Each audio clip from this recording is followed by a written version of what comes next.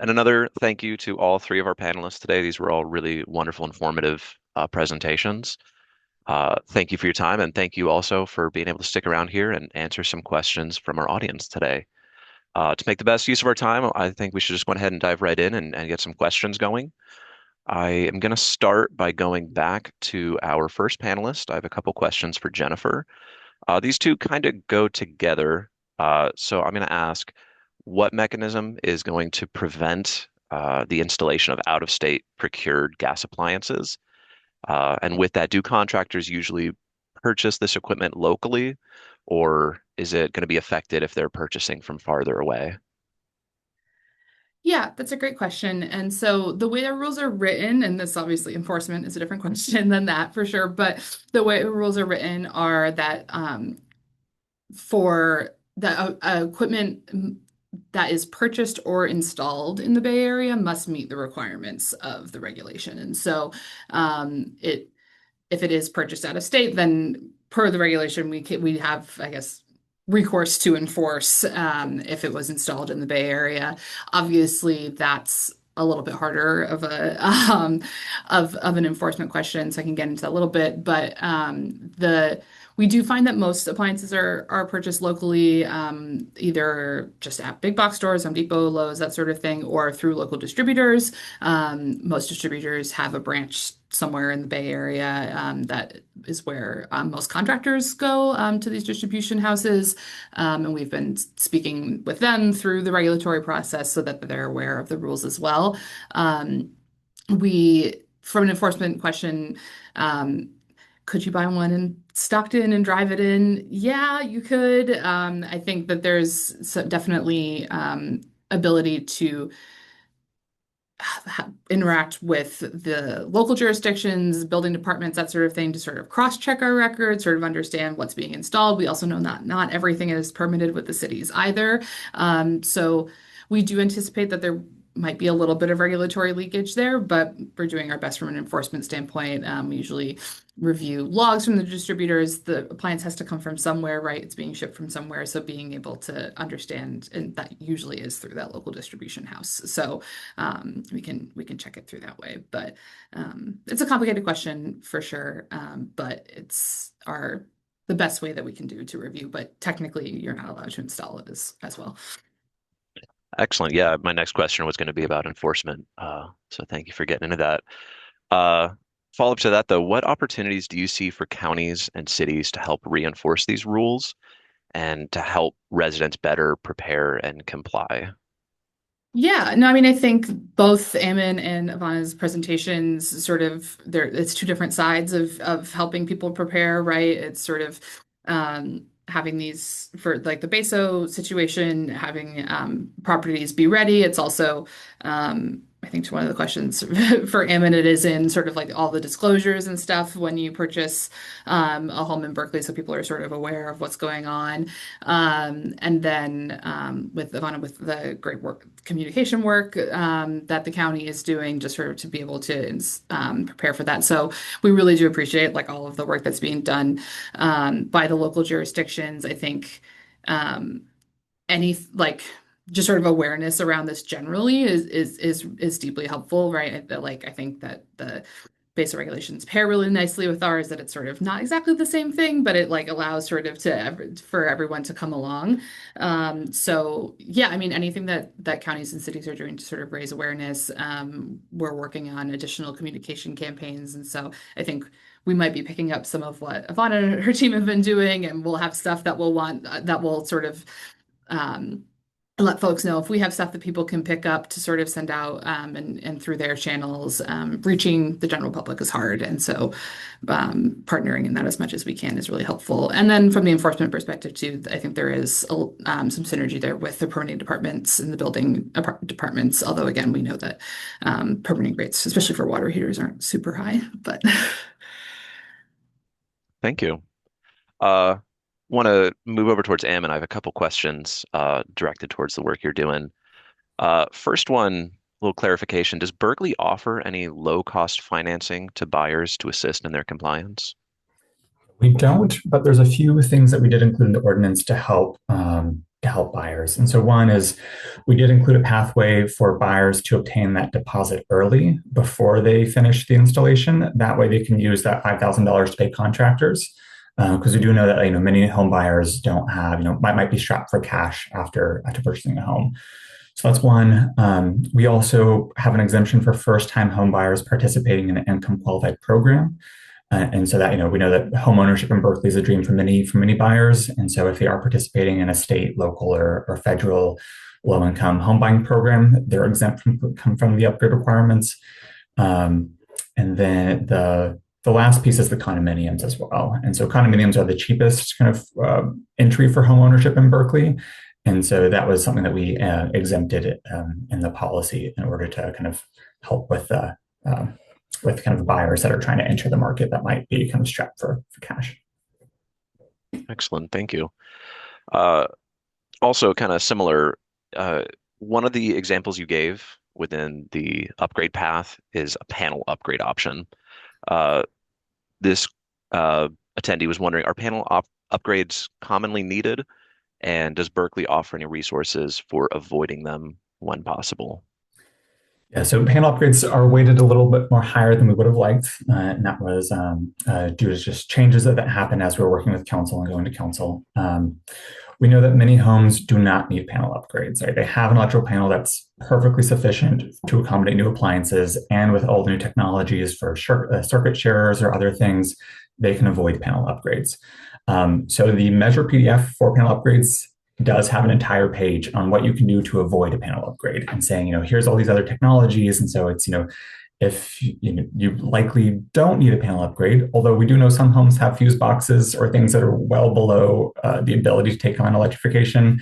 So if those ones, we would recommend them doing a panel upgrade, but for the most part, we try to steer people towards either doing a smart panel or just doing one of those other options to prevent a panel upgrade, because that's not the goal of BASO. We want people to either start doing other measures or prepare for heat pumps if they really do need to prepare for a heat pump. Excellent. Uh, and then with all of this, how is the city informed about a residential property being listed or sold? Is this being done by the real estate agent or a broker? How is that communication done with the city? Yeah, so we've been kind of operating the town of sale program for kind of a decade now. And so I think what we do is we have an alert on Zillow and Redfin. So as soon as a listing goes live, within like an hour of it going live, we get a notification. And so we check our system to see if they've submitted an application, submitted their assessment, or have done basic compliance, and we notify listing agents if it hasn't been done. And so we have, so our team, our BASO team monitors every listing. We then provide more information to the listing agents on how to comply with BASO. And then also starting in January, the home energy score will now be required to be on a listing. And so as we look at listings, we'll check to make sure that they're listing, home energy score of X on their on homes. And so that's kind of another piece that will be included in the update, is kind of doing as much broad awareness of the home energy score and the BASO requirements as possible, during that listing process. And then also it's included in all the disclosures as well. Excellent. And then a follow-up to that, what department within the city is actually responsible for enforcement? Us. And so, yeah, so our team, our BASO team, so we're within the planning department. And so our office is, we do the enforcement as well. So yeah, we do everything. Excellent. I'll move over to Ivana and give you a chance to drink some water. So for Ivana, have you kind of mentioned in your presentation that you didn't want to get out ahead of your public health department. So has there been collaboration yet with them? And if not, is that something you kind of foresee doing in the future, more collaboration with them? Yeah, yeah, that's not a conversation that we've had in depth yet, but yeah, definitely something we want to work on together moving forward. Um, I yeah, I don't have much else. The intention is there, but we have to have an opportunity, a container to within which to collaborate, right? I mean, we can have the conversation, but like what to do with that conversation, how it manifests is kind of a different thing. So I don't really know. how that conversation is going to unfold. But we are, I think both sides, there's a openness and a willingness and an interest to collaborate. Yeah. Awesome. And then I suppose more broadly, how do you plan on building this campaign going into the future? Uh, and, not even necessarily just in San Mateo County, but do you see the opportunity for other counties to benefit from this work you're doing and kind of, I guess, echo what you're doing and start similar campaigns? Yeah. So, Menlo Park actually, Ori and Rachel and Liz over at Menlo Park, they built on this campaign. So they used a lot of the work that we had already done with Good Stuff. And so it is replicatable. There are things that you can use and kind of rip off and deploy. So anybody, any jurisdiction, any county, any city can use this stuff. I know that Jennifer alluded to this. The Air District is interested in potentially um, uh, hopping on this campaign and utilizing it in some way. So there's also that potential. So yeah, I hope that answers your question. Yeah, absolutely. I know for one, I really like the way you're doing it. Uh, I might see what I can be doing up here in Napa. Yeah, Uh, and somebody asked a question in the chat about if a jurisdiction does use the assets, can you add your logo? I have to follow up with my comms team about that. And if our logo has to be retained, I should know that, but I can't remember it offhand. But it's all of these things are doable. Yeah. awesome. Thank you. And thank you for catching that question there in the chat. Uh, Going back to Eamon, there's a couple other questions we had. Uh, how does Berkeley's policy work with the Air District rules? And do you see a continued need for BESO in the future? Good question. And so I would say that the two policies are different, and there's not a direct interaction between the two. So it's more of our policy helps homes prepare for future heat pumps. It also incentivizes early adoption of heat pumps. And so, like, in order to be compliant with BESO, it needs to be a permitted installation for either a heat pump or others. And so, if your gas system burns out in say like 5 years, then there's another incentive for them to do the transition to a heat pump and get it permitted and kind of go through that process in case they sell in the future. So, it kind of helps with that kind of permit avoidance or going out of the area. And so that kind of helps, ensure that people are transitioning heat pumps because there's more advantages to doing it. So that's kind of one way it complements. And then do we see the need for BESO in the future? I mean, there are many upgrades on that list aside from heat pumps. We know that like ensuring that your envelope is up to spec and you've added insulation and air sealed. There's a lot of measures on that list that will help buildings, beyond just reducing emissions.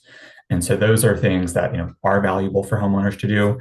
And in the future, if we get to a point where every home has installed heat pumps for both their main systems, then that's a win of both the policy and our area in general. And so, for now, BESO is kind of a great mechanism to help with the air district standards and also just help improve our building stock. And we'll keep evaluating the program as it goes. Excellent. And how is the city preparing residential property owners and real estate professionals for this phase in of BESO requirements? Yeah, so we've been doing a lot of outreach. Our office has done, I don't know, 6, 7, 8 different realtor office presentations over the last couple of months. We've done a presentation with the Bridge Association of Realtors back in September. We have another one in an hour and a half to kind of do another promotion of working with realtors on the new requirements.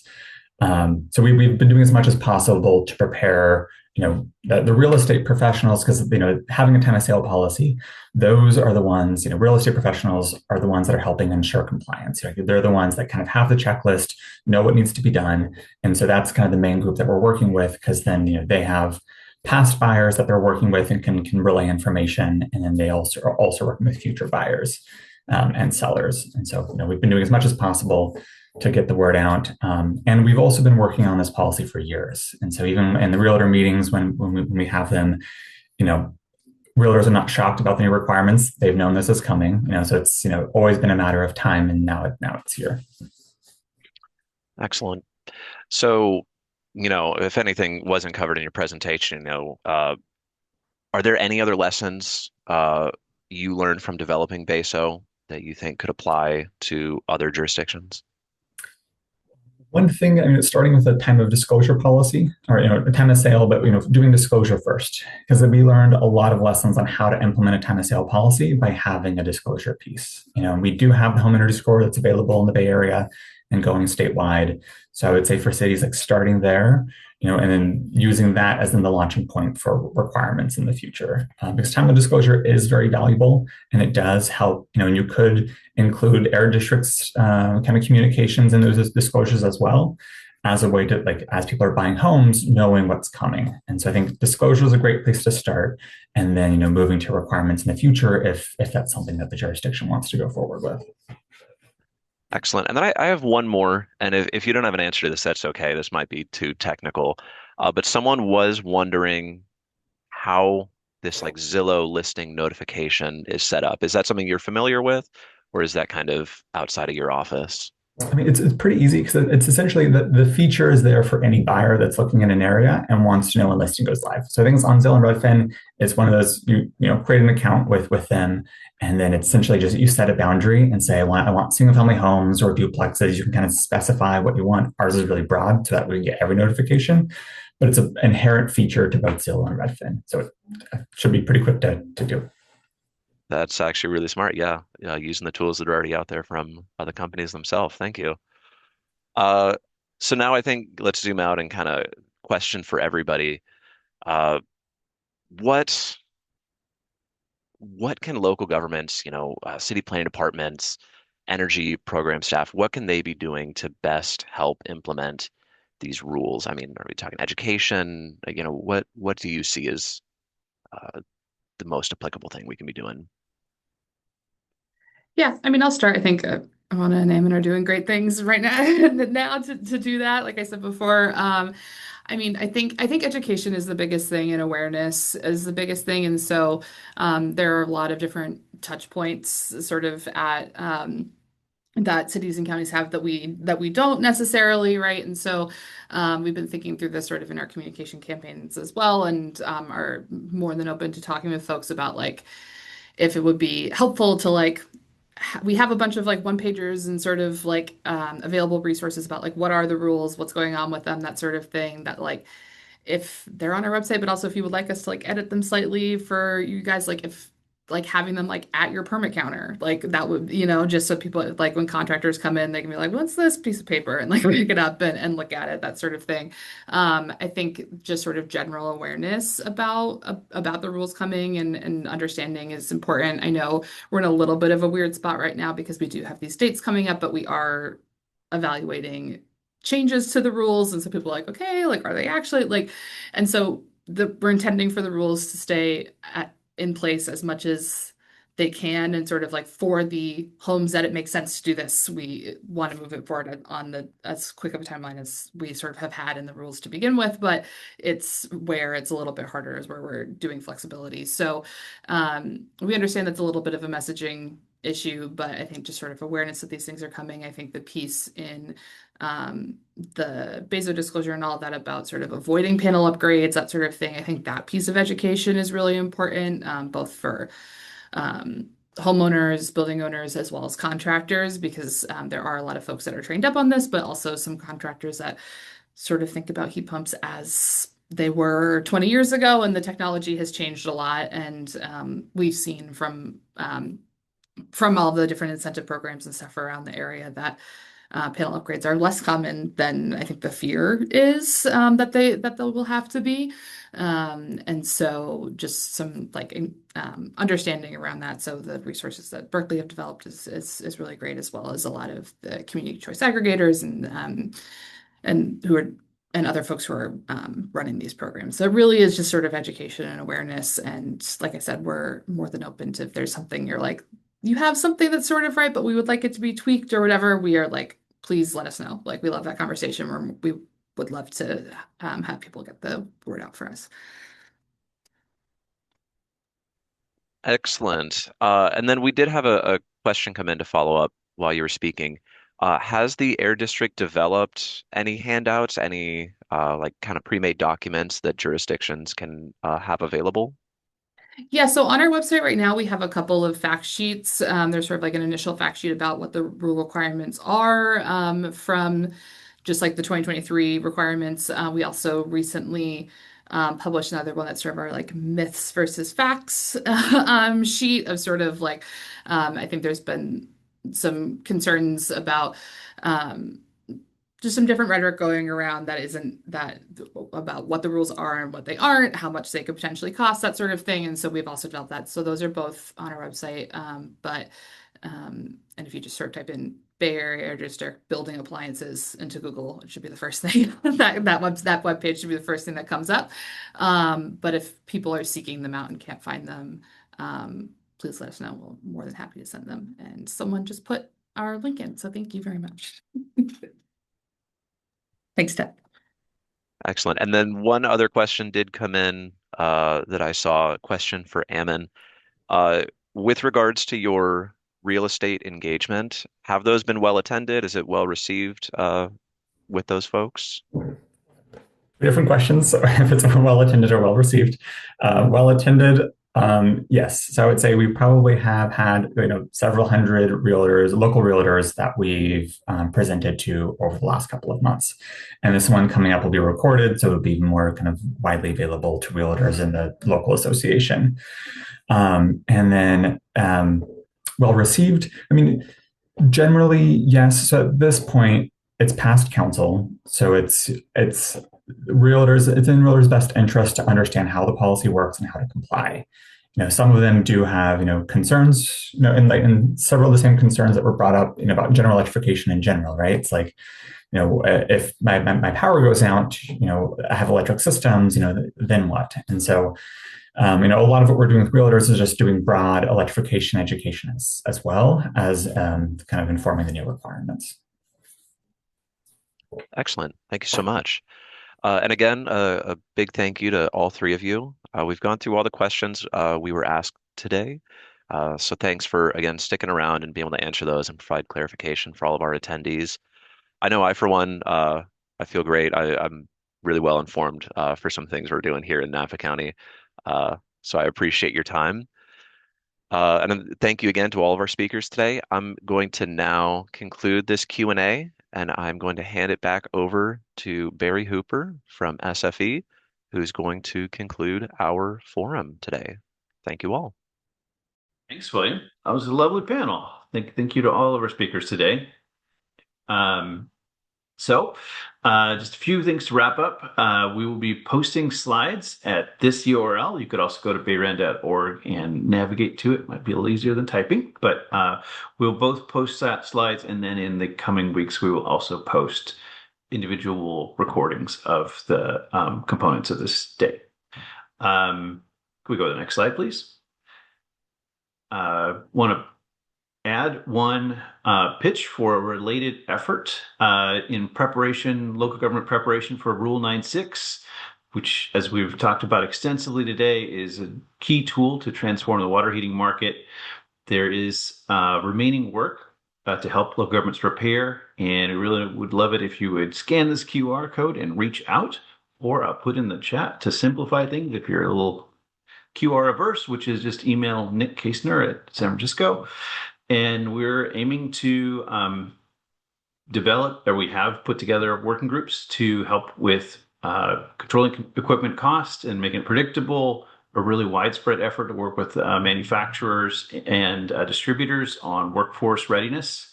And we're working with PG&E to streamline some of the considerations with regard to electric infrastructure, the awareness issues that we talked about today, as well as disseminating case studies and working to get on the same page and on the same road together. So we just want to support the success of the rules and their impact.